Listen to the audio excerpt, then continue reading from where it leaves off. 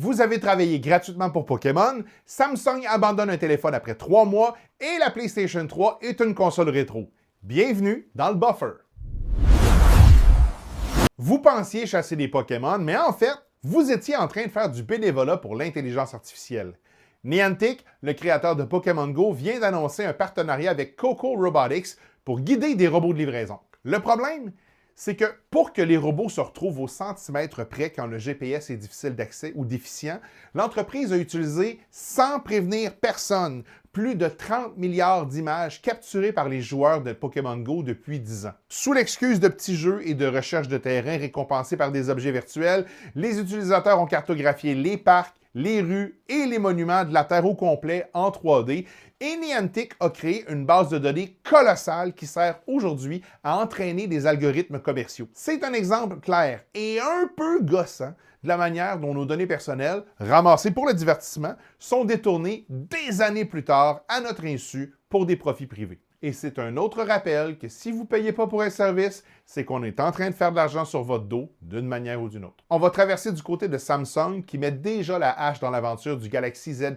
Fold à peine 3 mois après l'avoir mis sur le marché. La tablette plein écran capable de se plier en 3 pour devenir un téléphone aura été une trop grosse entreprise pour le géant coréen qui va cesser sa commercialisation. Oui, l'innovation technologique, c'est impressionnant, mais ça ne garantit pas toujours un succès commercial. Entre le prix très élevé, 2900 $ US, c'est-à-dire 4000 $ canadiens, 2500 €, et une fragilité relativement inquiétante, le public n'a pas l'air prêt à adopter ce format-là qui est, on va se le dire, plutôt particulier. Samsung a l'air de préférer se concentrer sur ses modèles pliables plus classiques, c'est-à-dire les Fold et Flip, qui ont déjà trouvé leur vitesse de croisière. C'est un autre rappel que l'innovation c'est bien, sauf quand on est 3-4 coups en avance sur ce que le public s'attend. N'est-ce pas? Virtual Boy de Nintendo? Et enfin, parlant de vieilles consoles, êtes-vous prêts pour un petit coup de vieux? GameStop vient de publier un communiqué qui annonce que la PlayStation 3, la Xbox 360 et la Wii U font maintenant officiellement partie de la catégorie rétro gaming. Pour justifier la décision, GameStop s'appuie quand même sur des critères sérieux, comme la présence de câbles composants, pas de Fortnite, et aussi le fait que ces machines-là sont sorties à l'époque où George W. Bush était encore président des États-Unis. On a beau être d'accord ou pas, c'est pas eux l'autorité absolue en la matière, mais on peut s'entendre que leurs arguments tiennent la route. Et si vous possédez une de ces consoles-là depuis son lancement, pas d'inquiétude.